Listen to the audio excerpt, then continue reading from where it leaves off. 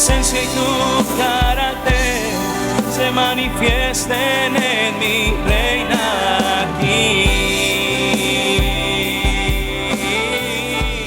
¿Están? Gracias a Dios nuevamente, pues refrendar el gozo, la gratitud que tenemos hacia nuestro Dios por esta invitación que amablemente nos extiende Benja, la hermana Susi, a la celebración de su 13º aniversario. Felicidades, hermanos. Se dice rápido, pero la realidad es que involucra muchísimas cosas, evidentemente, ¿no? Una tarea ardua, sosegada, un esfuerzo conjunto que el Señor bendice, el Señor ha respaldado. Dice la palabra que Él edificaría a su iglesia, ¿verdad? ¿Cuándo? Cuando el centro del mensaje sea nuestro Señor Jesucristo, ¿verdad? Que Él es el Hijo del Dios viviente. En consecuencia, Él se compromete y se involucra con la edificación de su iglesia, el respaldo del crecimiento del reino de Dios. Bueno, pues hemos estado hablando, o más bien nuestro hermano Maico inició con esta enseñanza introductoria sobre el reino de Dios. Y yo quisiera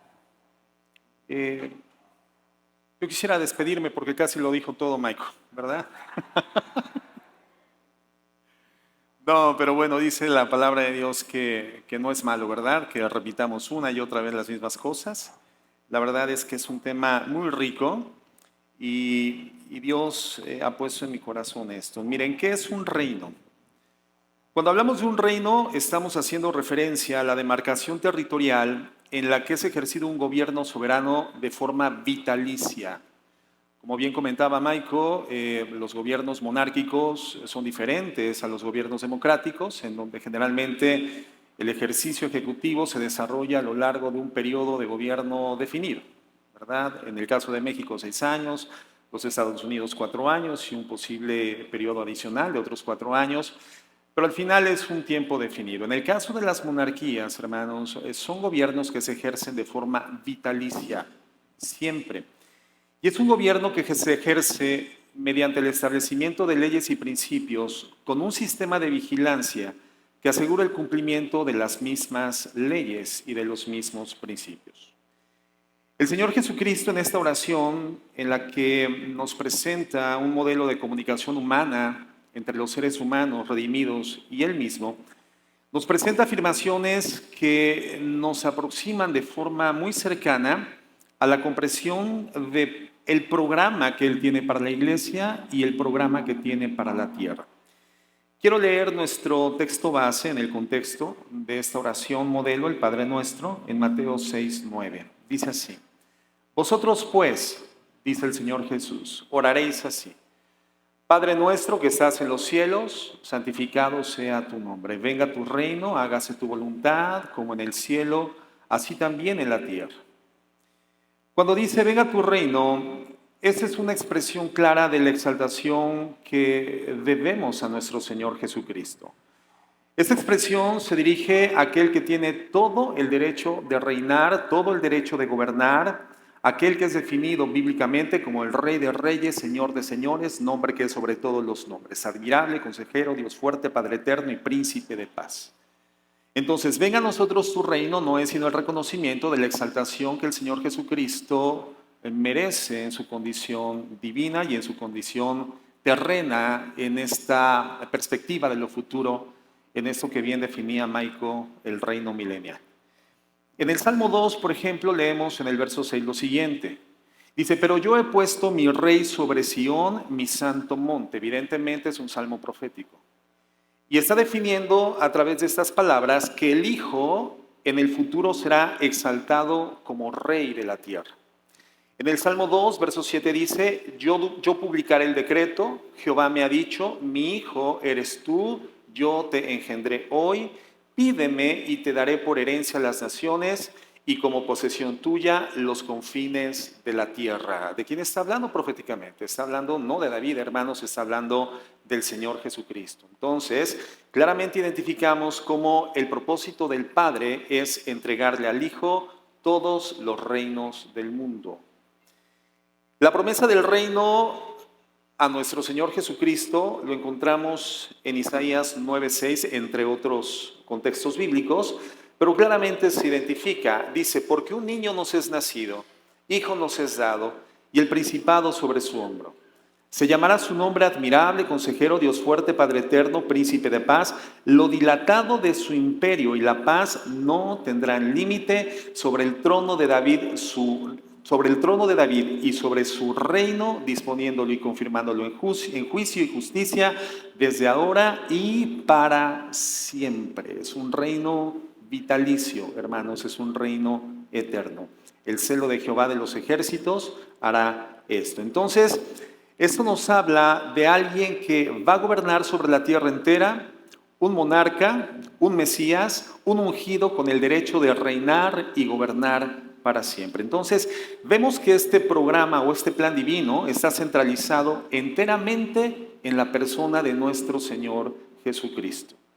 El regreso de Jesucristo para gobernar como Rey de Reyes y Señor de Señores es literalmente, hermano, la esperanza del pueblo de Dios, la esperanza de Israel y la esperanza de la iglesia.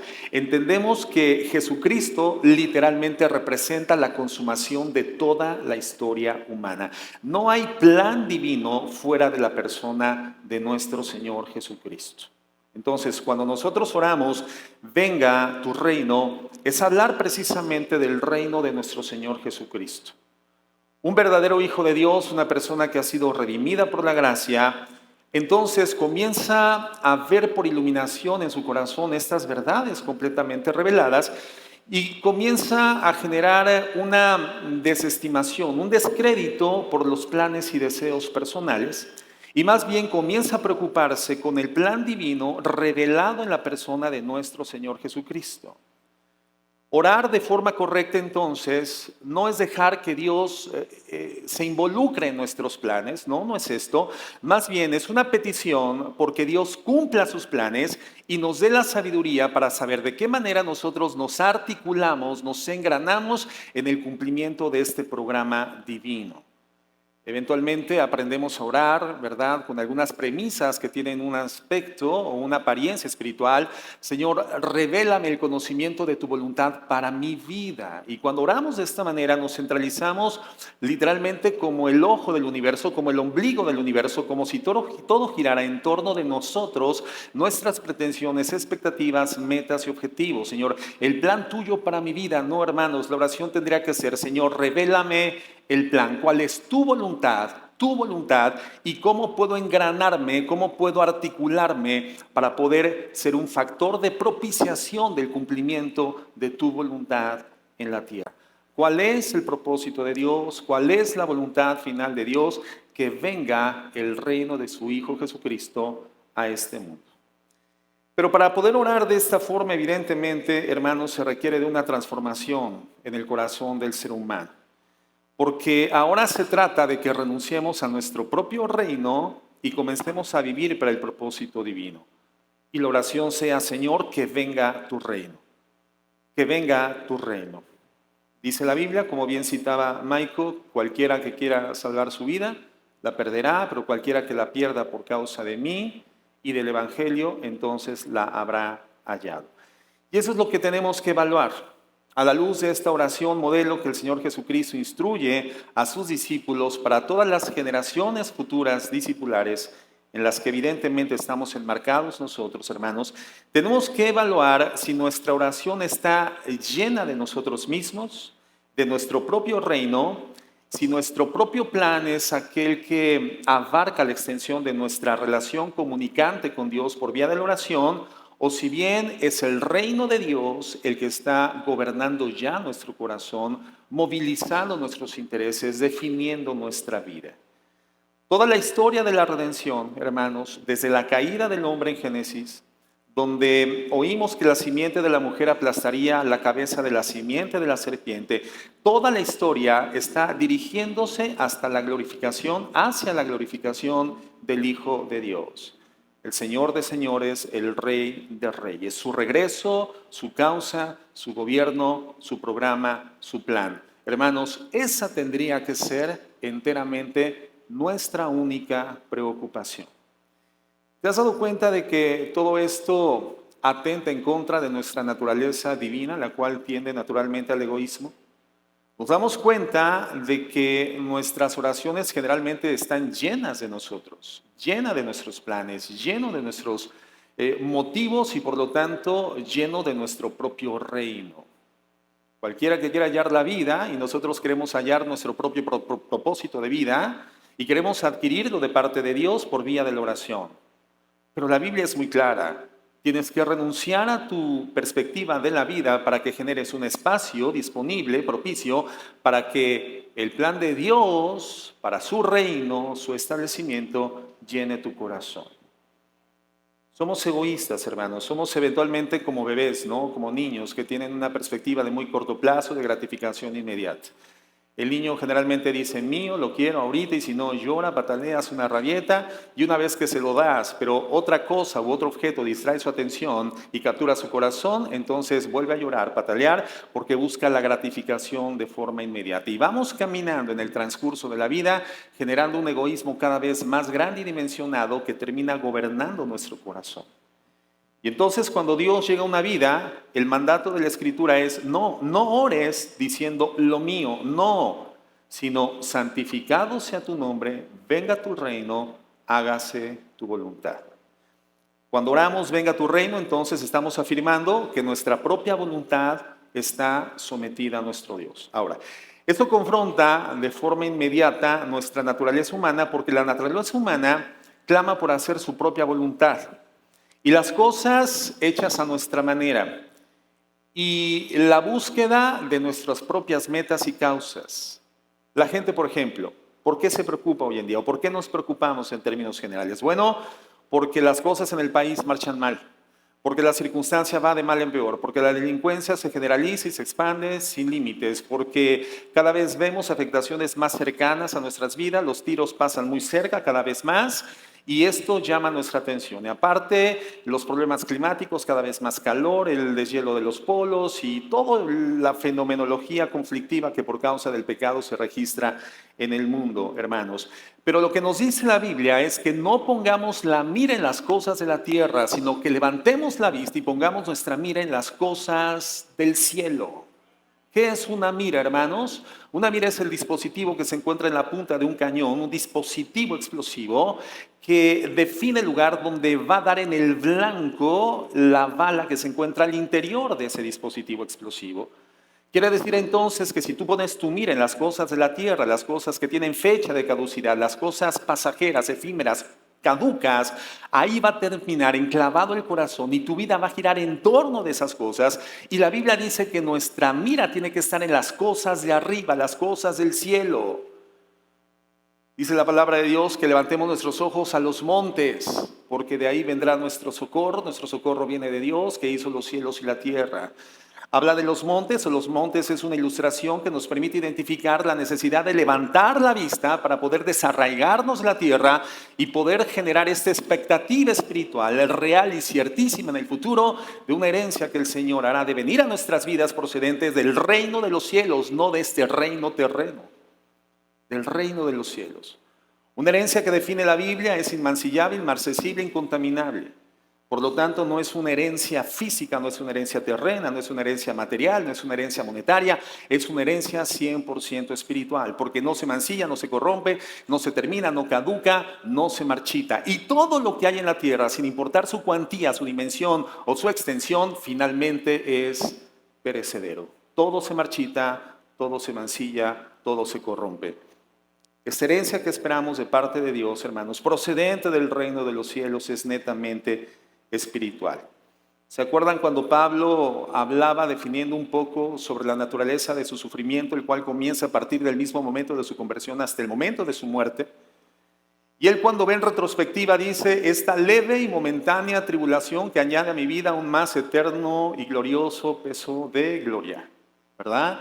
Y cuando revisamos la vida del apóstol Pablo, decimos es que su tribulación no fue ni leve ni momentánea. Literalmente de su conversión a la muerte duró toda la vida. Todo el resto de su vida sufrió.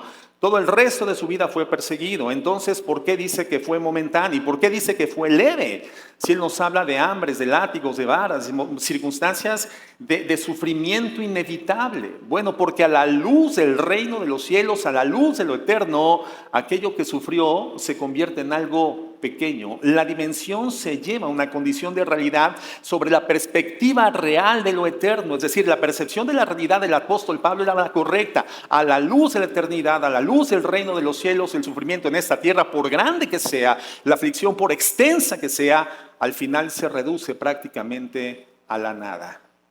Entonces somos llamados a vivir a la luz del reino de los cielos, hermanos, no a la luz de este reino terreno. Nuestra preocupación entonces tendría que ser el reino de Dios, no una nación pasajera, no una nación efímera, o los placeres transitorios o conflictos que tienen siempre fecha de caducidad. Si nuestra preocupación verdadera es el reino de Dios y la causa del reino de Dios, entonces aun cuando las cosas que tenemos en la tierra sean perdidas, no sean quitadas, no sean arrebatadas, hermano, realmente carecerá de importancia. No puede quitarte nadie, por ejemplo, el amor de tu esposa, el amor hacia tus hijos. Nadie puede tocar tu salvación. No pueden tocar tu herencia eterna.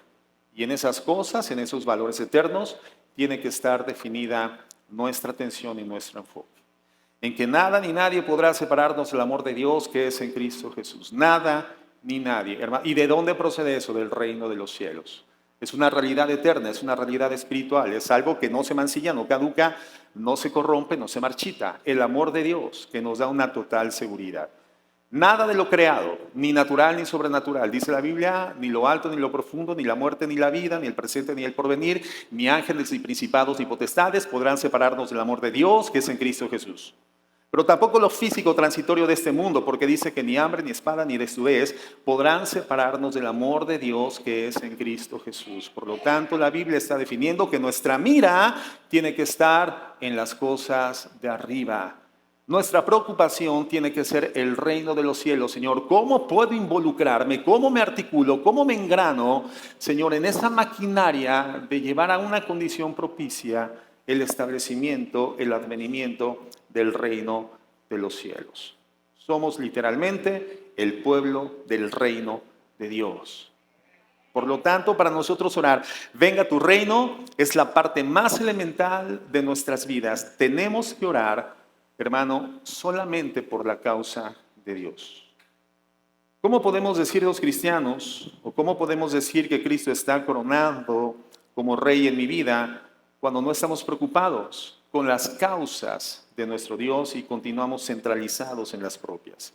Ahora, Cristo nos está mostrando aquí el patrón correcto para orar. Por lo tanto, el estándar de la vida religiosa en su época estaba completamente distorsionado. El ayuno de los religiosos, hermano, no era el tipo de ayuno que ellos tendrían que haber tenido. Daban limosnas de forma equivocada. Su teología estaba errada. Estaban orando mal porque oraban para su propia gloria. Y en el verso 5 de Mateo 6 dice, y cuando oréis no seáis como los hipócritas, porque ellos aman el orar en pie en las sinagogas y en las esquinas de las calles para ser vistos de los hombres. De cierto os digo que ya tienen su recompensa. El Señor nos está diciendo, no oren de esta forma porque estarían intentando buscar su propia ganancia, sus propios fines. Ustedes deben de orar, venga tu reino. Son, hermanos, literalmente las causas de Dios, las causas de Cristo, las que tienen que estar centralizadas en nuestro corazón. Toda la oración modelo, toda la oración del Padre Nuestro, hermano, ya lo comentaba Michael, tiene que ver con Dios. Todo tiene que ver con Dios. Padre nuestro, tú que estás en los cielos, santificado sea tu nombre, venga tu reino, hágase tu voluntad. El pan nuestro de cada día, dánoslo tú el día de hoy. Perdona nuestras deudas tú, no nos metas en tentación tú, porque tuyo es el reino, el poder y la gloria por los siglos de los siglos. Amén. Entonces, ¿qué vemos en la oración? La preeminencia de Dios. La oración entera se enfoca en Él. Por eso en Juan 14:13 dice, Y todo lo que pidieres al Padre en mi nombre lo haré para que el Padre sea glorificado en el Hijo.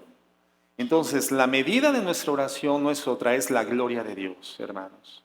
Y solamente la gloria de Dios. Entonces, ¿cuál es el plan de Dios? Su plan es exaltar a Jesucristo. Su plan es que la consumación de la historia sea en el gobierno y en el reinado de nuestro Señor Jesucristo.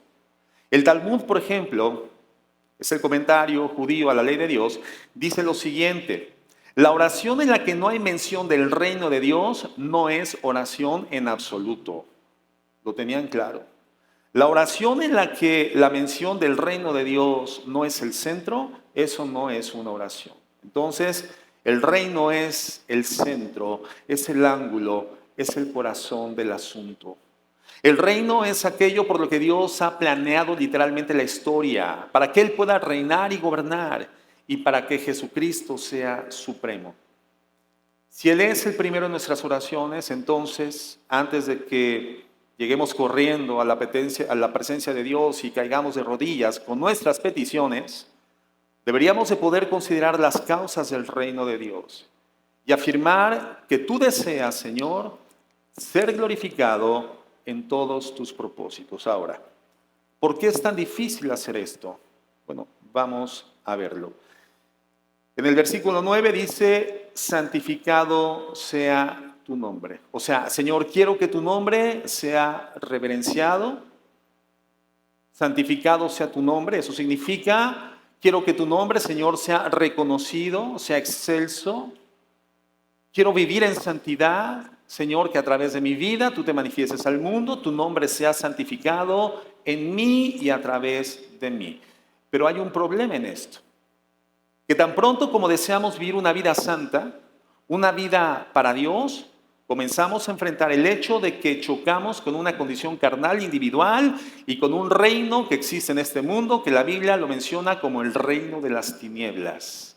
Y ambos, la carne y las tinieblas, finalmente resisten el esfuerzo de un creyente por vivir una vida en santidad. ¿Es fácil vivir en santidad en un mundo de naturaleza caída que odia la santidad de Dios, hermanos? Por supuesto que no. Cualquiera que te haya dicho que ser cristiano literalmente es haber entrado a la isla de la fantasía, tú tendrías que preguntar: ¿y dónde está Tatú? No lo veo. ¿No? O sea, ya de ahí, por ahí ya te mintieron. ¿No? Es bienvenido, ¿verdad?, a Disneylandia. No, es bienvenido a la realidad. Vivimos en condición hoy de santidad, en un proceso creciente de santificación, en un mundo caído que odia la naturaleza de la santidad de Cristo, de Dios, que hace 2000 años intentó apagar en la cruz del Calvario la luz de Cristo y hoy continuará queriendo apagar la luz de Jesucristo reflejada a través de la vida santificada de su iglesia. Entonces, no es fácil intentar vivir creciendo en santificación. Por lo tanto, una vez que decimos santificado sea tu nombre, ahora tenemos que decir: venga tu reino. O sea, sí, Señor, santificado sea tu nombre, mi vida es un reflejo de tu santidad, mi vida glorifique tu nombre en la tierra, pero para que esto suceda, tiene que venir tu reino, porque si nuestra carne y el reino de Satanás, hermano, no son resistidos, no habrá santificación en su nombre. Es necesario el reino.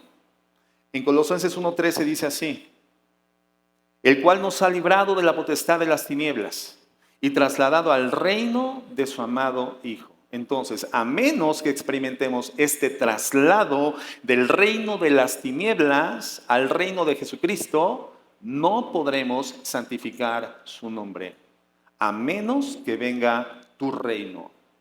Y eso es una realidad en nuestras vidas. No tendremos capacidad de santificar su nombre. Y la siguiente petición es: hágase tu voluntad. Entonces vemos, su reino jamás podrá venir hasta que se haga su voluntad, porque su reino y su voluntad son la misma cosa, son lo mismo. Entonces vemos una progresión perfecta en esto. Su voluntad no puede cumplirse hasta que Él sea reconocido como rey. Nadie va a someter su voluntad hasta que se someta voluntariamente a su señorío y hasta que entienda que el Señor no es quien reina, no tendrá la capacidad de santificarse y santificar el nombre de Dios. Entonces, no es suficiente con decir santificado sea tu nombre, a menos que también digamos: venga a nosotros tu reino. Y no podemos decir venga tu reino fuera de que digamos hágase tu voluntad. Porque su reino, hermanos, es el derecho que Él tiene a gobernar, lo cual le da el derecho de expresar su voluntad, a la cual nosotros nos sometemos, y entonces todo comienza a fluir conforme al programa de Dios. Muy bien. La frase venga tu reino, la palabra reino del griego basileia, significa eso, reinar o gobernar. Una traducción precisa de esta palabra sería reinado, porque cuando oímos la palabra reino, generalmente pensamos, a ver, ¿qué piensas? ¿Qué imágenes evoca a tu memoria, a tu corazón cuando se habla de la palabra reino, ¿no? La revista Hola, ¿verdad? Con las imágenes de la boda real más reciente, castillos, caballos, príncipes, princesas, ¿verdad? Coronas, lujo, joyas, castillos, etcétera. Pero la palabra original, basileo, hermano, tiene más que ver precisamente con un reinado. Por eso Pilato le pregunta a Jesús, ¿eres un rey? Y la implicación es, ¿qué tipo de rey eres? Y Jesús responde, mi reino no es de este mundo. La palabra reinado inmediatamente nos traslada a la clara idea de alguien que está ejerciendo el gobierno. Cristo, hermano, gobierna.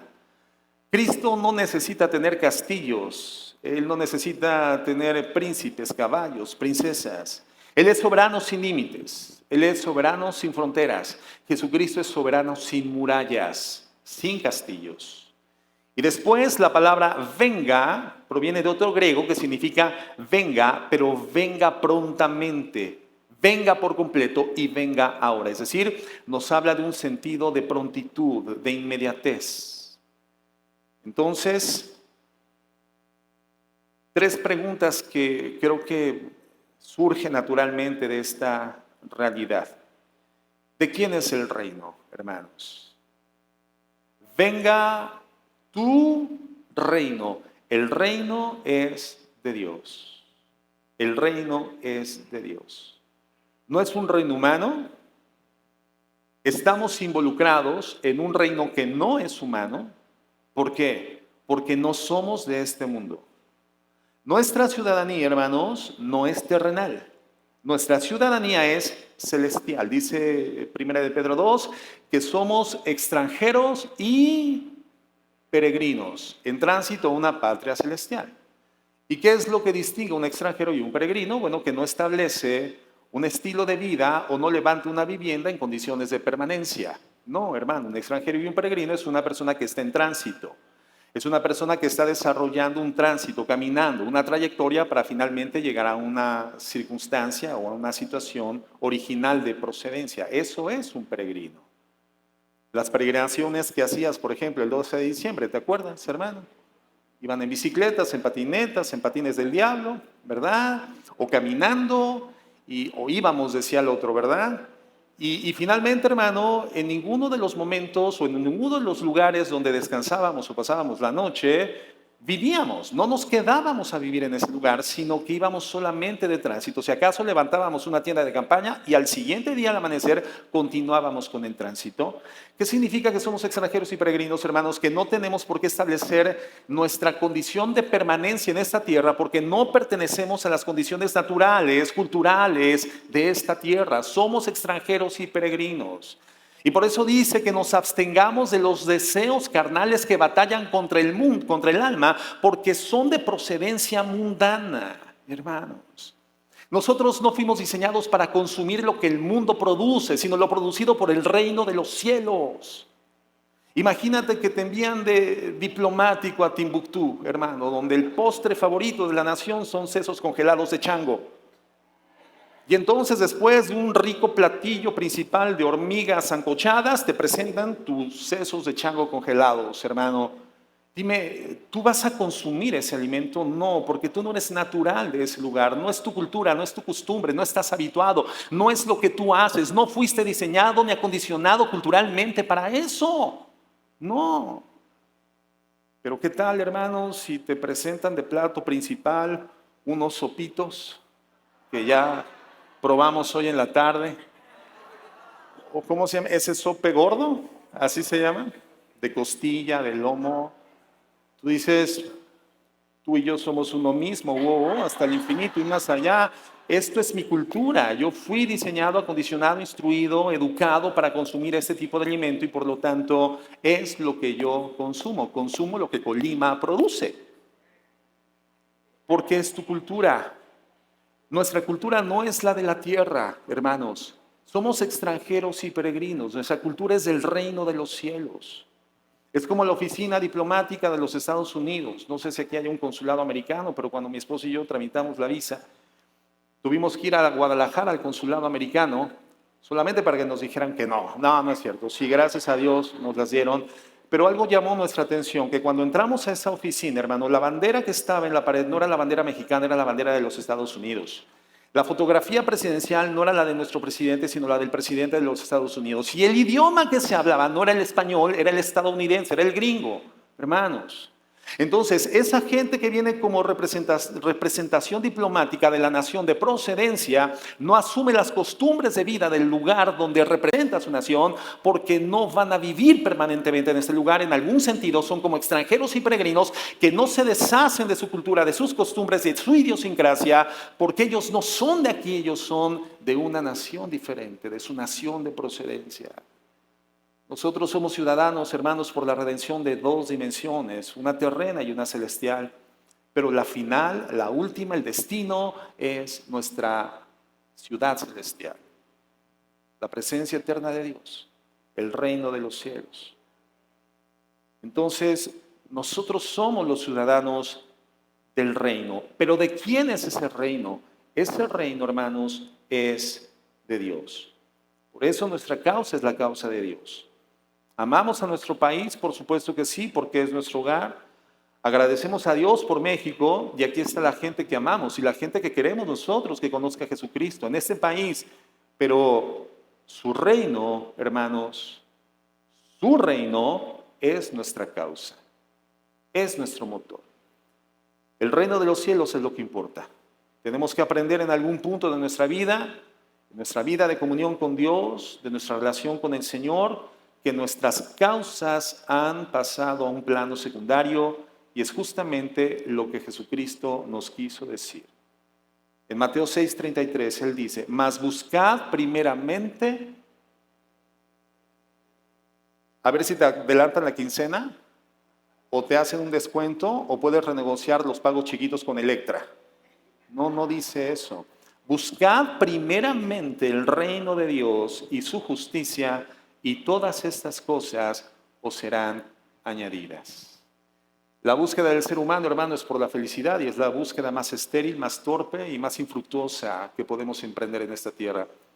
La búsqueda, hermano, del ser humano redimido por la gracia es del reino de los cielos y de su justicia, y entonces se encontrará con la felicidad, con el gozo, con la paz, con la estabilidad, con el equilibrio psicológico, con el sentido de cumplimiento del deber, con gratitud hacia nuestro Dios. Bienaventurados los que tienen hambre y sed de justicia, porque de ellos es. Bienaventurados, que significa muy dichoso y muy feliz, del griego Macarios. Fíjate qué bonito nombre para tu hijo o tu hija, Macaria, le estás muy dichoso y muy feliz. Muy dichoso y muy feliz. Entonces tú no tienes que buscar la dicha y la felicidad, tú tienes que buscar la justicia de Dios y su reino. Tu hambre no debe de ser por la felicidad, tu hambre tiene que ser por la justicia y por el reino de los cielos. Y por eso Cristo dice, mas buscad primeramente el reino de Dios y su justicia, y todas estas cosas serán añadidas. Entonces es cuando Dios se encarga de tu ropa, tu casa, tu alimento. Y si entendemos esto, hermanos, nuestra prioridad, el resultado de nuestras vidas, en nuestro corazón, es un reflejo manifiesto del reino de los cielos. ¿Cómo tendrían que ser nuestras oraciones entonces? Señor, oro porque tú hagas lo que extienda tu reino en la tierra, lo que traiga tu gobierno y tu reinado a esta tierra. En segundo lugar, ¿qué es el reino? ¿De qué estamos hablando cuando hablamos del reino de Jesucristo? Bueno, en primer lugar, el reino de los cielos es una frase que se usa más que cualquier otra frase por nuestro Señor Jesucristo en el Nuevo Testamento. El mensaje de Jesús inicia con la declaración: arrepentíos porque el reino de los cielos se ha acercado. En Lucas 4:43, por ejemplo, dice: pero él les dijo, es necesario que también a otras ciudades anuncie el evangelio del reino de Dios, porque para esto he sido enviado. En otras palabras, el reino es el corazón del mensaje de nuestro Señor Jesucristo. ¿Por qué? Porque es el corazón del plan. Es el ángulo central, es el nodo, es la esencia del programa de Dios. Es el corazón mismo de la historia. El reinado de Jesucristo es la esencia de la historia humana. Nada más importa fuera de eso. Las cosas que importan, importan solamente cuando se alinean con eso, con el reino de Dios. Los 3 años del ministerio de Cristo, la enseñanza central fue el reino. Y después de haber resucitado, estuvo en la tierra 40 días. Y en Hechos 1, verso 2, fíjate lo que dice.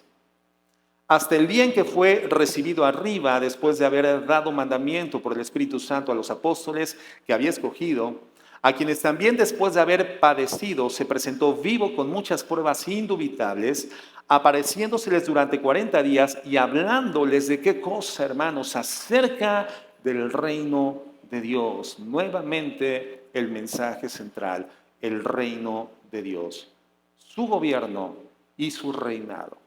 Ahora, Jesús habló del reino de 3 formas. Habló en pasado, habló en presente y habló en futuro. Habló del reino de Dios en pasado porque recordarán que en algún momento le involucra a Abraham, a Isaac y a Jacob. Mateo 8:11 dice: y os digo que vendrán muchos de oriente y de occidente y se sentarán con Abraham, Isaac y Jacob en el reino de los cielos. Habló en presente, Lucas 17:20. Preguntando por los fariseos cuándo habría de venir el reino de Dios, les respondió y les dijo: el reino de Dios no vendrá con advertencia, ni dirán helo aquí o helo allá, porque he aquí el reino de Dios está entre vosotros. En ese momento de la historia, en presente. Y en futuro, Mateo 6:10, él dijo: oren, venga a nosotros tu reino. Ahora, ¿cómo puede el reino haber estado en el pasado, en el presente y en el futuro? ¿Cómo puede haber sido que es algo del pasado, algo del presente en el momento histórico, cultural de Jesucristo, y todavía tengamos que estar orando porque suceda en el futuro? ¿Qué es este reino que está en todo tiempo? Un reino que ya fue, que es y se necesita. Bueno, en Juan 18:36, Jesús dijo: mi reino no es de este mundo. Por lo tanto, de entrada, el reino de Dios es hiperdimensional.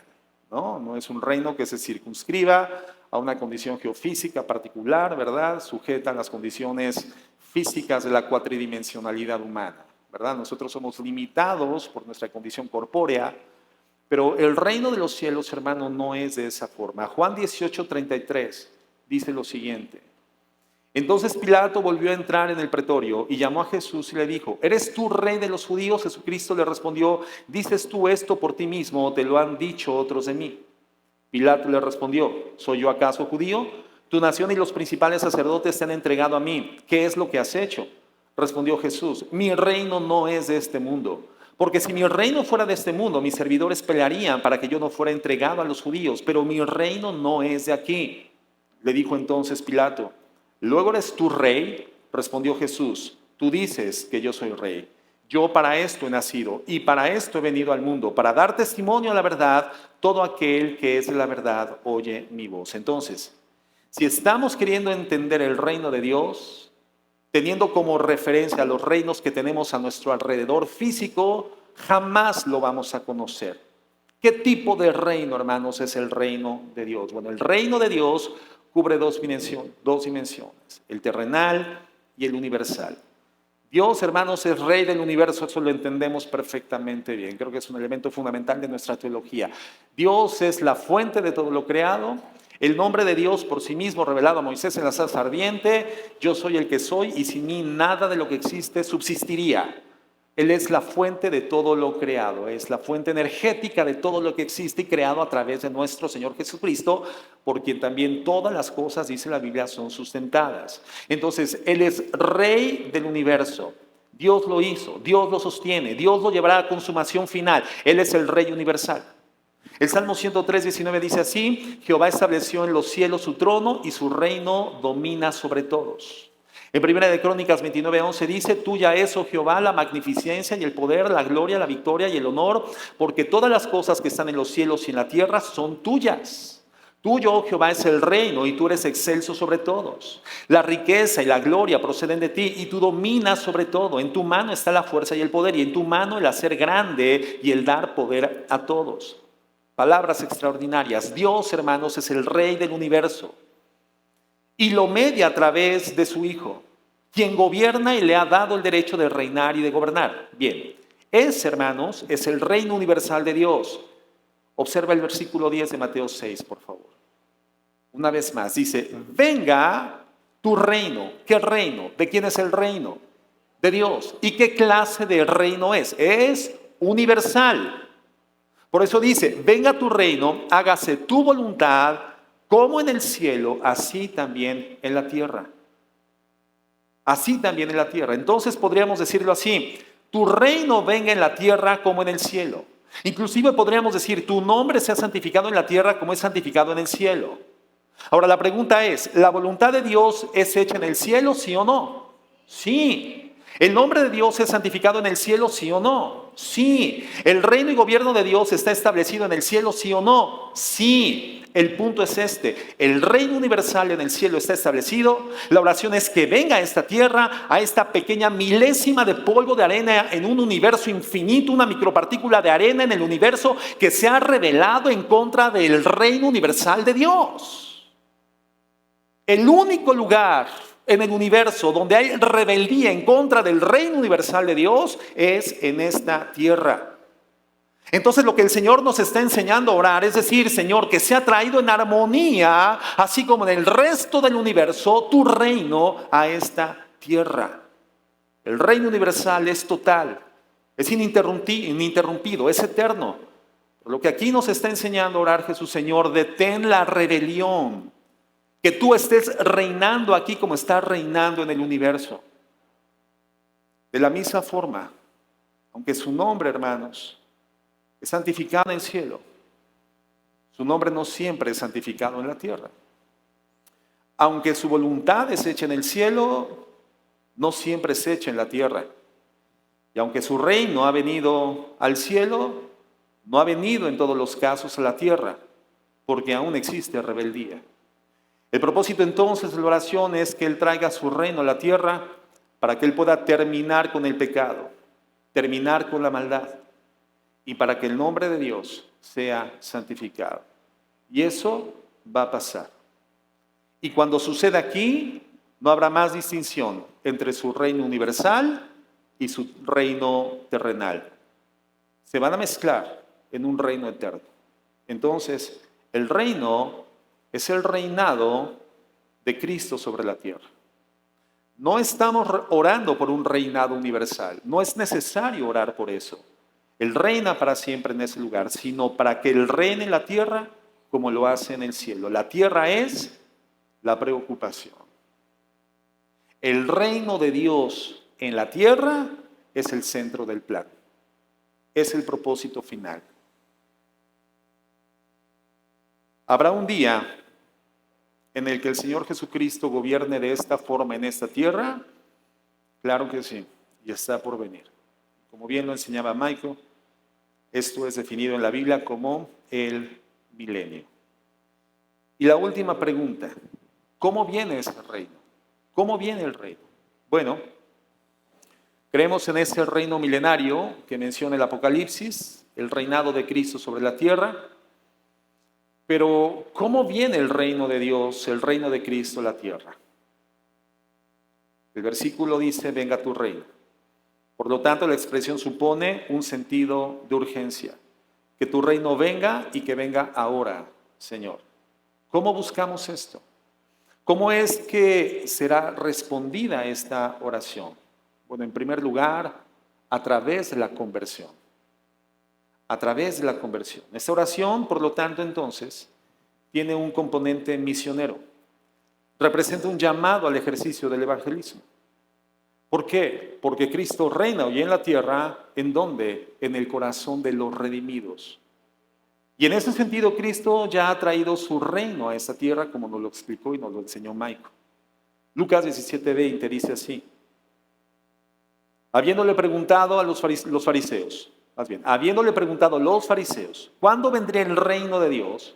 Jesús le respondió y dijo: el reino de Dios no viene con señales visibles. No dirán, mirad, está aquí o allí está, porque he aquí, el reino de Dios entre vosotros está. El reino de Dios entre vosotros está. ¿A qué se estaba refiriendo Jesucristo? Él estaba dando una personalidad distinguible a su reino. Él está diciendo: yo soy el reino de Dios. Quiere decir que la naturaleza del reino de Dios es la misma naturaleza de Jesucristo, la naturaleza de Cristo, la naturaleza del reino de Dios. Cristo y el reino son inseparables. Son inseparables. El reino de Jesucristo, hermano, es su propia condición. Y hoy en día, ese reino ejerce su gobierno en condición individual, en el corazón de los redimidos, y en forma colectiva, en la condición de la iglesia. Jesucristo trae su reino a la tierra, entonces, ¿a través de quiénes? De los creyentes, de los hijos de Dios, de los cristianos. Por eso la Biblia dice en Apocalipsis 1:6, e hizo de nosotros, ¿de quiénes? De los redimidos, un reino y sacerdotes para su Dios. Esta es una de las mejores traducciones. Hay otras traducciones que dicen, nos hizo reyes y sacerdotes santos. Pero como que esa traducción, hermano, que no es la más apegada a las copias más remotas del Evangelio, hermano, a algunos podría nuevamente hacer resurgir el deseo de reinado personal. Es que yo soy un rey, ¿verdad? El Señor me constituyó en un rey y en un sacerdote, entonces como yo soy el rey y mínimo hijo del rey, entonces que me digan el principito, por favor. 2 guaruras atrás, 2 guaruras al frente, ¿verdad? Lo que pida me lo traen porque yo soy un hijo del rey. No, la mejor traducción es esta. E hizo de nosotros un reino de sacerdotes santos para Dios. A Él sea la gloria. De Él es el dominio por los siglos de los siglos. Amén. Entonces, digamos que Dios media su reino a través del creyente. Decir entonces, venga tu reino, es orar que Él establezca su presencia reinante en los corazones y vidas de aquellos que aún están en rebelión contra Él. Es una oración por salvación. Es una oración con un componente inminentemente evangelístico. Cuando recibes a Cristo en tu vida, el Señor se corona en tu vida a través del milagro de la conversión. El Señor produce un nuevo nacimiento espiritual con la genética de su carácter. Jesucristo es el Rey. ¿Dónde? En un corazón. Ahí es hoy en día Rey en la tierra Jesucristo, en un corazón. Ese es su reino. Ese es su reinado, ese es el lugar de su gobierno. Él establece su residencia ahí.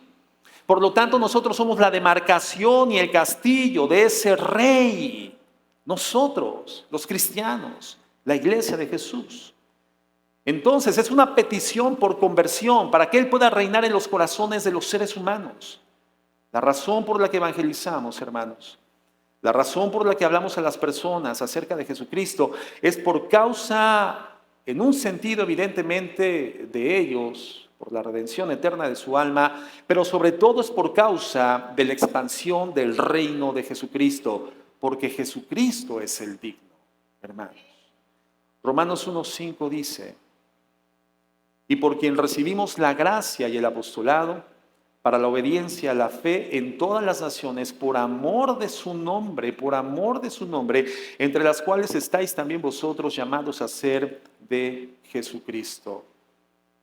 Hermanos, es por la expansión del reino de los cielos en el corazón de los seres humanos. Entonces, la razón por la que alguien tiene que convertirse en cristiano es para glorificar y exaltar el nombre de Cristo y su reino. Ese es el propósito del evangelismo. Entonces, el reino de Dios empieza con la conversión. ¿Y cómo procedemos a la conversión, hermano? Por vía de una invitación. Una invitación. Mateo 22:2. El Señor Jesucristo, utilizando en las parábolas, alegorías, para poder darles el conocimiento a sus discípulos, a la audiencia, de estas verdades espirituales, eternas, complejas en su comprensión, pero de manera comprensible. Gran maestro, nuestro Señor Jesucristo, el mejor, dice lo siguiente. Dice, el reino de los cielos es semejante a un rey que hizo fiesta de bodas a su hijo. El reino de los cielos viene por una invitación. Este hombre de la parábola hace una fiesta de bodas a su hijo y envió a sus siervos a llamar a los convidados a las bodas, mas estos no quisieron venir. Y en el verso 9 dice, vayan pues a las salidas de los caminos y llamad a las bodas a cuantos halléis. Venga tu reino, es una oración evangelística, hermanos, es una oración misionera, invitando a la gente al evangelio del reino de Dios. Entonces, ¿cómo traemos el reino de Dios a esta tierra? ¿Cómo hacemos propicia esta realidad? ¿Cómo formamos parte del engranaje, de la maquinaria, del cumplimiento de esta promesa, de esta verdad? A través de conversión, a través de invitación. Ahora, en segundo lugar, el reino de Dios comienza en una invitación e involucra también, evidentemente, arrepentimiento, hermanos. Arrepentimiento. Marcos 1:14. Después que Juan fue encarcelado, Jesús vino a Galilea predicando el evangelio ¿de quién? ¿De qué? Del reino de Dios, diciendo, el tiempo se ha cumplido y el reino de Dios se ha acercado. Entonces, arrepentíos y creed en el evangelio. El reino de Dios viene cuando nos arrepentimos. El reino de Dios viene cuando creemos, hermanos. Entonces, es una invitación que demanda arrepentimiento. Y en tercer lugar, demanda un acto de la voluntad. Marcos 12:28. Estoy terminando, hermanos. De hecho, voy a hablar un poco más quedo para no despertar a quienes ya están dormidos. Me apena, ¿verdad? No quiero molestar a nadie. No quiero ser de verdad molesto. Y eventualmente la banca de la iglesia es la más incómoda para quedarse dormido, ¿verdad, hermanos? En Europa les ponemos tachuelas. A propósito, hermano. ¿Será que por eso no van, mi amor, a la iglesia? Marcos 12:28 dice así: acercándose uno de los escribas que los había oído disputar y sabía que les había respondido bien, le preguntó, ¿cuál es el primer mandamiento de todos? Jesús le respondió, el primer mandamiento de todos es, oye Israel, el Señor nuestro Dios, el Señor uno es. Y amarás al Señor tu Dios con todo tu corazón y con toda tu alma y con toda tu mente y con todas tus fuerzas. Este es el principal mandamiento. Y el segundo es semejante, amarás a tu prójimo como a ti mismo, no hay otro mandamiento mayor que estos. Entonces el escriba le dijo, bien maestro, verdad has dicho, que uno es Dios y no hay otro fuera de él. Y el amarle con todo el corazón, con todo el entendimiento y con toda el alma y con todas las fuerzas y amar al prójimo como a uno mismo es más que todos los holocaustos y sacrificios. Esta fue la respuesta de este hombre a Jesucristo. Y entonces fíjate lo que Jesucristo le dice en el 34. Jesús entonces, viendo que había respondido sabiamente, le dijo, no estás lejos del reino de Dios. Y ya ninguno osaba preguntarle, ¿qué quiso decir esto? ¿Qué quiere decir esto? Tienes la información en la cabeza y la información es correcta, es coherente, la has dilucidado bien, intelectivamente tienes una correcta percepción de la realidad. Es así como lo dijiste, pero todavía tú no has tomado una decisión. Está cerca, pero no es una realidad para tu vida todavía. Está cerca, está en la cabeza, pero aún no está en tu corazón. Tú no has tomado esa decisión. Si quieres entrar al reino de Dios, no solamente debes de tener el conocimiento, hermano, razonado. Tienes que tomar una decisión.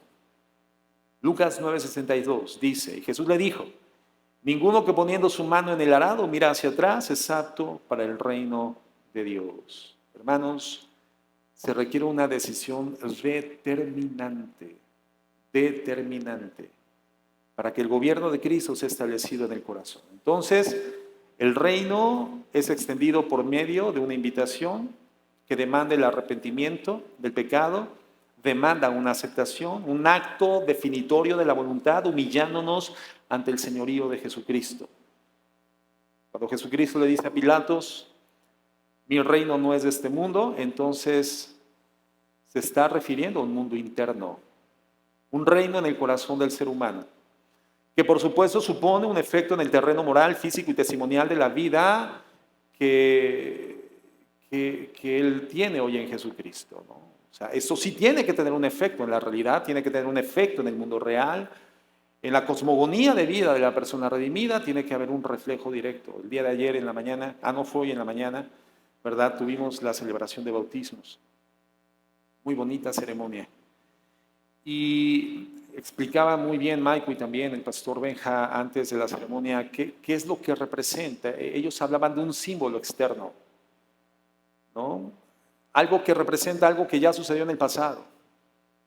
La conversión, hermano, no es por el bautismo en agua, evidentemente, ¿no? Remojarte en agua no te da la conversión, pero representa algo que ya sucedió en el pasado. Eso es un símbolo. Es la manifestación externa visible de algo que es interno e invisible. Es como cuando el 14 de febrero tú ves muchos globos en la calle y esos globos tienen una imagen. Yo, corazón, a ti, ¿no? ¿Qué significa el corazón? Amor, ¿no? Tú lo ves en la tele, ¿no? Cuando alguien quiere mandar un mensaje a alguien, ¿verdad? Petra, Petra. Y hacen un corazón con la mano. ¿Qué significa el corazón? Amor. Ahora, ¿el corazón es el amor? No, es un símbolo visible externo que representa algo invisible e interno que es en este caso el amor. Bueno, el bautismo es eso, es una representación externa visible de algo que ya sucedió en tu corazón, interno e invisible, con la redención de tu vida por vía de la fe en los méritos de Cristo en el Calvario. Y hoy lo haces público a través de ese simbolismo. Bueno, quiero decirte que este reino interno, Jesucristo le dice a Pilatos, mi reino no es de este mundo, entonces es un reino físico, es un reino interno en este momento.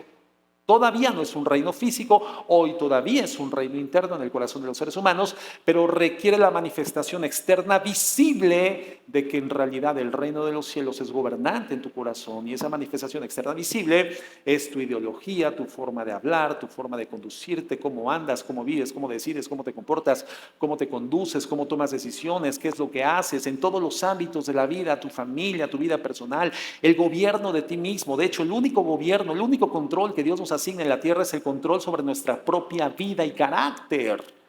De ahí en fuera no gobernamos nada, y lo que creemos que gobernamos no lo gobernamos.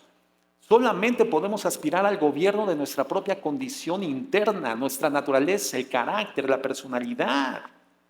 Por eso dice la Biblia que es mejor quien gobierna el carácter que quien gobierna o conquista una ciudad. Hace unos días cayó una tormenta impresionante en Uruapan. Después de mucho tiempo, muchos días o semanas que estábamos esperando las lluvias, el calor como aquí era muy intenso, y entonces mi esposa y yo fuimos a Walmart. El propósito era estar 20 minutos en Walmart porque teníamos que estar en otro lugar de forma pronta. Entramos a Walmart y comienza a caer esta tormenta que duró hora y media, hermanos, hora y media. Y entonces aquello que creíamos que teníamos perfectamente dominado, controlado, el programa, la agenda, lo que íbamos a realizar, hermano, en un instante nos dimos cuenta cuán frágiles y el estado de indefensión en el cual nos encontramos porque no controlamos y no gobernamos absolutamente nada, ni siquiera nuestra agenda. Lo único que podemos gobernar y controlar es nuestro carácter, nuestro temperamento. Y para ello el Señor, a través de su Espíritu Santo, estableciendo el reino de los cielos en nuestro corazón, nos da algo que se llama dominio propio, templanza. Una manifestación del reino de los cielos, que es interno en ese momento en el corazón de los hombres, es una vida de temple, una vida bajo control, una vida de dominio propio, no de demonio propio, hermano. Una vida de dominio propio, y eso se tiene que manifestar en todos los ámbitos. Entonces estamos hablando de un reino interno que produce efectos externos. Es odiar el pecado que antes amabas, y es amar al Dios que antes odiabas. Volverse del pecado y caminar hacia Dios es algo que tiene que ser ofrecido a todas las personas. ¿Y cómo se tiene que responder a esto? Bueno, Mateo 6:33. Buscad primeramente el reino de Dios y su justicia, y estas cosas serán añadidas. Hay un reino, hay un reinado. Nosotros, por lo tanto, tendríamos que buscarlo con todo el corazón. En Lucas 16:16 dice el Señor, la ley y los profetas eran hasta Juan. Desde entonces el reino de Dios es anunciado y todos se esfuerzan por entrar en él, se esfuerzan por entrar en él. Pero más fácil es que pasen el cielo y la tierra, que se frustre una tilde de la ley. Entonces tenemos que orar, venga tu reino, en el sentido de que los seres humanos sean convertidos al Evangelio. En Mateo 13:44, Jesucristo compara el reino de los cielos con un tesoro. Y en el verso 45, con una perla de grande precio. Entonces, el reino de los cielos es algo invaluable, inestimable en su valor. Y nosotros debemos buscarlo con el corazón, aferrarnos al reino de los cielos. Y no, como decía el pastor Michael, de dientes para afuera. Porque como dice el principio, ¿verdad? De lengua me como un taco. Y a veces hasta dos, ¿verdad? O sea, de dientes para afuera. Como lo decía el Señor, este pueblo con sus labios me honra, pero su corazón está lejos de mí. En aquel día dirán, Señor, Señor, de dientes para afuera. En tu nombre hicimos muchas cosas espirituales que eran buenas. Hablamos nuevas lenguas, echamos fuera demonios, Señor. Y el Señor les preguntará, como en aquella revista de los años 80, los que son de mi generación recordarán, ¿y tú quién eres? No te conozco, hacedor de maldad. No significa que esa persona escape de la conciencia eterna de Dios, Dios es omnisciente. Pero la palabra conocer apela, alude a la intimidad, a la búsqueda, a la estrechez. Tú y yo no somos uno mismo. Imagínate. ¿No? No, tú y yo no tenemos comunión. Yo nunca moré en ti, mi reino no se estableció en tu corazón. Hiciste cosas, ¿verdad? Pero nada de eso fue el resultado de mi gobierno en tu vida. El dinero no va a servir, hermanos. Por supuesto que no, porque dice el Señor Jesucristo que es más fácil que entre un camello por el ojo de una aguja que un rico en el reino de los cielos. Tu justicia no va a servir. El Señor Jesucristo le dijo a los discípulos, si su justicia no es más grande que la de los escribas y fariseos, no entrarán en el reino de los cielos. Imagínate la mención de esa premisa a los discípulos del Señor, porque si alguien conocía la ley de Dios, si alguien decía ser la gente más moral de la tierra, eran los escribas y los fariseos. Y entonces, si no tengo una moral más grande que ellos, si mi cumplimiento de justicia no es mayor, entonces ¿cuál es nuestra esperanza? Pero la justicia de Dios es diferente a la justicia de los hombres. La justicia de Dios es una justicia del corazón. Dios le establece en el corazón de los seres humanos a través de su reino. Entonces, ¿cómo entramos al reino de los cielos? Por medio de la fe, mediante conversión. Y por último, hermanos, viene mediante compromiso. Si el reino de los cielos ya se estableció en tu corazón, entonces ahora nuestro compromiso es todos los días someternos al señorío de Cristo. Una batalla cotidiana entre lo santo y lo profano, entre lo celestial y lo terreno, entre la luz y las tinieblas. Una batalla que tiene que ser ganada cada vez más frecuentemente en nuestras vidas. Crecimiento en santificación. Esa santidad posicional que el Señor Jesucristo nos da en el momento en el que nos fue predicado el Evangelio y nosotros creímos en plena fe para la salvación de nuestras almas y fuimos declarados santos hijos de Dios, porque la palabra de Dios dice que el que no cometió pecado por nosotros hizo pecado, para que nosotros fuésemos hechos la justicia de Dios en Cristo Jesús y fuimos declarados justificados, fuimos declarados santos posicionalmente. Esa santidad que evidentemente no sabemos utilizar, pero que en la medida en la cual tengamos intimidad cotidiana y cultivemos seriamente una relación con el Espíritu Santo a través de la oración y la palabra y la vida congregacional comprometida, vamos a ir creciendo, vamos a ir progresando en la santificación, que no es otra cosa sino poder expresar por periodos más extendidos de tiempo la santidad posicional que el Señor me dio cuando me convertí a Él. Esa santidad que hoy no sé utilizar por medio de la renovación de mi entendimiento en la palabra de Dios, tiene que ocupar espacios más prolongados de tiempo, cada vez más, todos los días. Y entonces ser una persona más santificada. Y ese es mi compromiso como un hijo de Dios. Si el reino de los cielos ya fue establecido en mi corazón, hoy mi compromiso es someterme todos los días al señorío de Jesucristo. Por eso Romanos 6:12 dice: no reine pues el pecado en vuestro cuerpo mortal, de modo que lo obedezcáis en sus concupiscencias.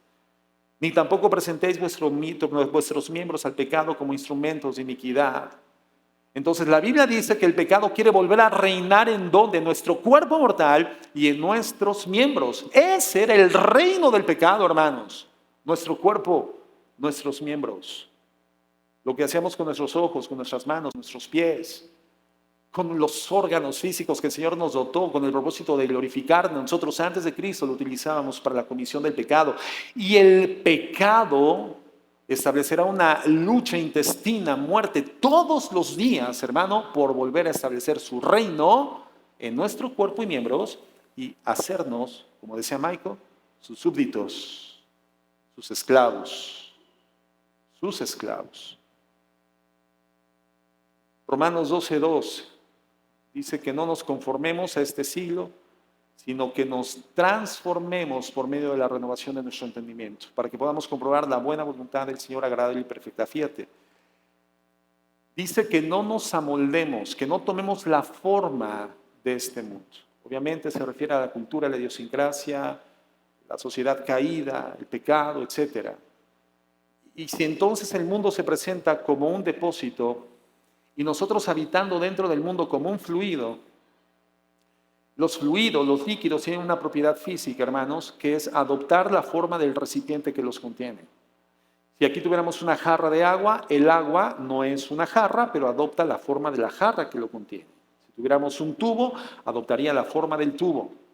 Y sería totalmente anormal o sobrenatural que el agua estando en una jarra, en vez de que adoptara la forma de la jarra, adoptara la forma de triángulos. Eso sería totalmente atípico, anormal, sería por encima de la naturaleza, sobrenatural. Nosotros somos llamados a una vida por encima de la naturaleza. Lo natural es que el mundo nos amolde el pensamiento y la conducta. Lo sobrenatural es que no nos amoldemos a este mundo, que tengamos una forma diferente, a pesar de que vivamos dentro del depósito del mundo. ¿Y cómo logramos eso, hermanos? No adoptar la forma del mundo que nos contiene, renovando nuestro entendimiento, nuestros pensamientos. ¿Qué significa renovar? Quitar lo viejo y poner lo nuevo. ¿Qué pensamientos? Los pensamientos de la palabra de Dios. ¿Qué le dice el Señor a Josué? Meditarás en este libro de la ley de día y de noche. No se apartará de tu boca este libro de la ley, sino que meditarás en él de día y de noche para que puedas hacer conforme a todo lo que en él está escrito. Y ese no se apartará de tu boca no es un contexto de anunciación de la palabra de Dios, no. En el contexto es meditación, es hablar, pero hablar en una forma meditativa. El hablar quedo de la persona que está en la palabra, que está leyendo, está meditando, le está hablando en una voz queda para sus adentros con el propósito de interiorizarla, hacerle una realidad, generar fe. Eso es el proceso de masticación de la palabra para tu alimentación personal.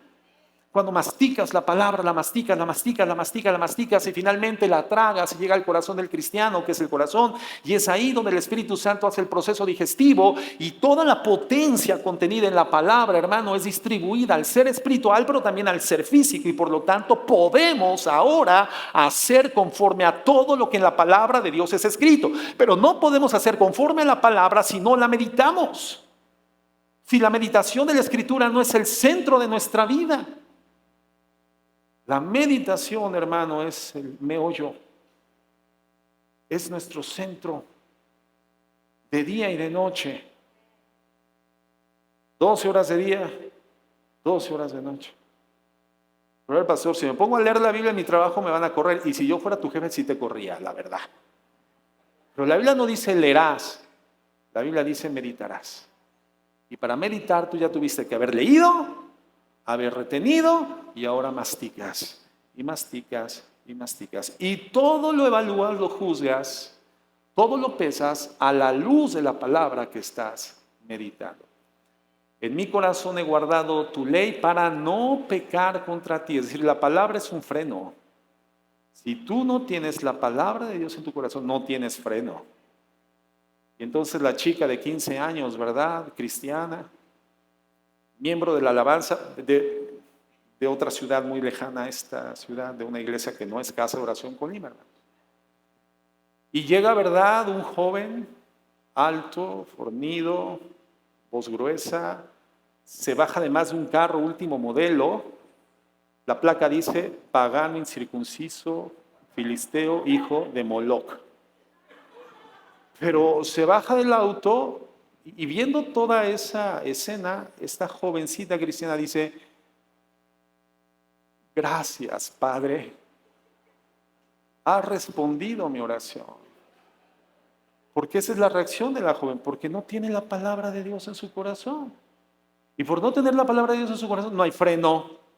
En mi corazón he guardado tu palabra para no pecar contra ti. Pero si no tengo palabra, ¿qué me frena? Y entonces no tiene la palabra que dice, no te unas con los incrédulos en yugo desigual, porque te vas a acostar a una cama de nopales 10, 15, 20 años en tu vida. Ese es un añadido. Pero es la realidad.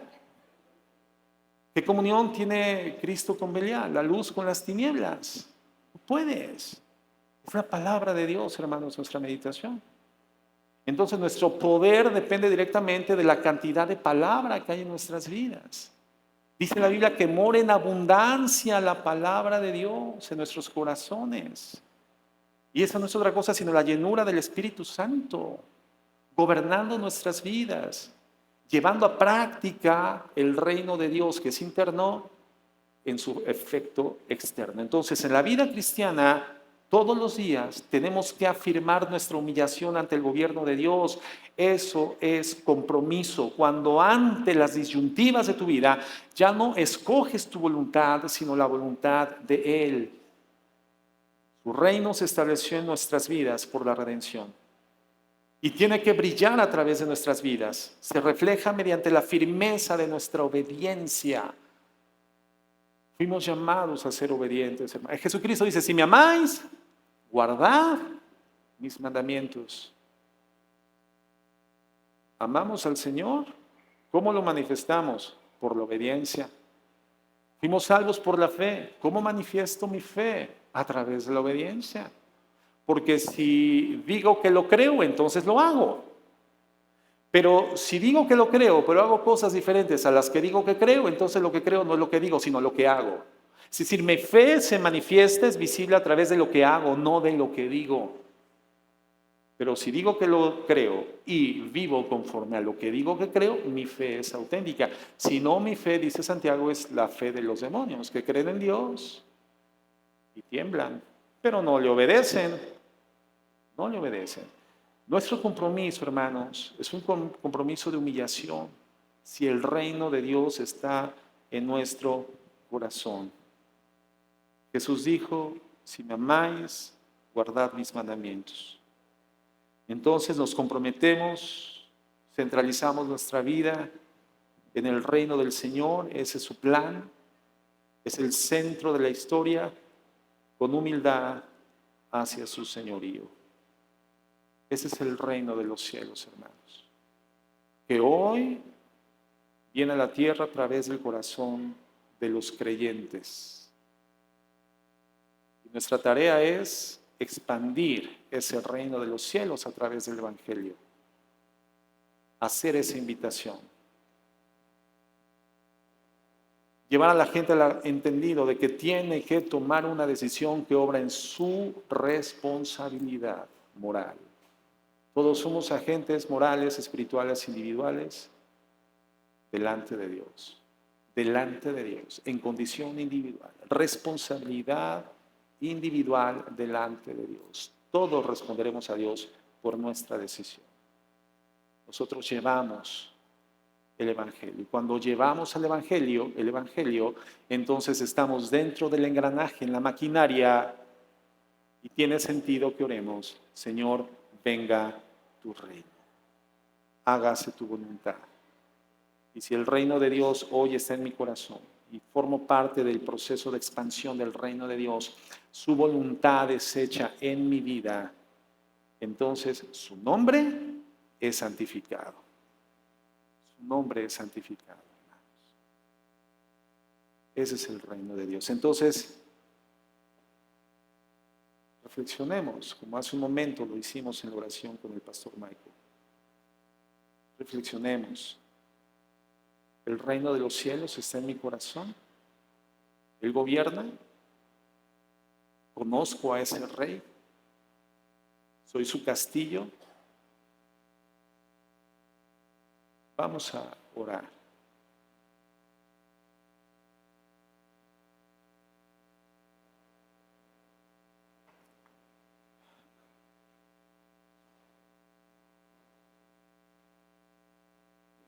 Señor, te damos muchísimas gracias por el cuidado, por el amor que tienes por nuestras vidas. Cuán grandes son tus obras, Señor. Cuán grandes son tus mandamientos. No tenemos ninguna duda, tú eres Rey de Reyes. Tú eres Señor de señores. Tu nombre es sobre todo nombre. Tú reinas en el universo, eres la fuente de todo lo creado. La preocupación, Señor, no es el universo. La preocupación es la tierra. Un día lo resolverás de manera definitiva, estableciendo tu reino, venciendo para siempre el reino de las tinieblas, gobernando con vara de hierro y justicia perfecta. Mientras tanto, mi Señor, tu reino ha venido, está entre nosotros, está en el corazón redimido. Ese es tu castillo, el corazón del hombre y la mujer redimidos.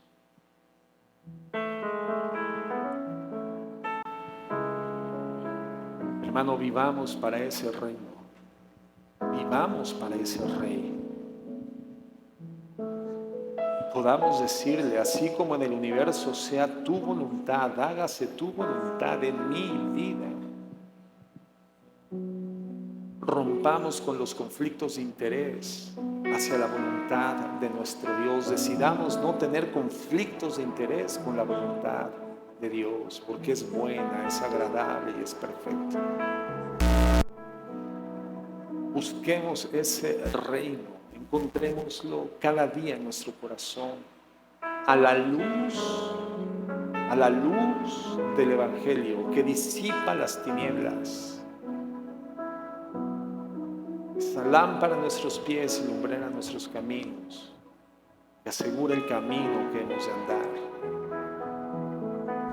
Podamos manifestar al mundo caído, al mundo rebelde, al mundo que camina sin Dios, sin esperanza, sin vida.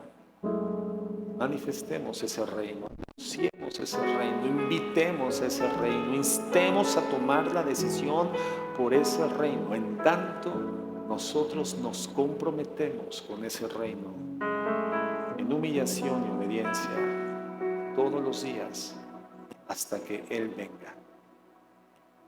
Ayúdanos, mi Dios, perdónanos por el pecado que aún cometemos, Señor. Ayúdanos, Santo Dios, ayúdanos y perdónanos. En el nombre de Jesús, venga tu reino.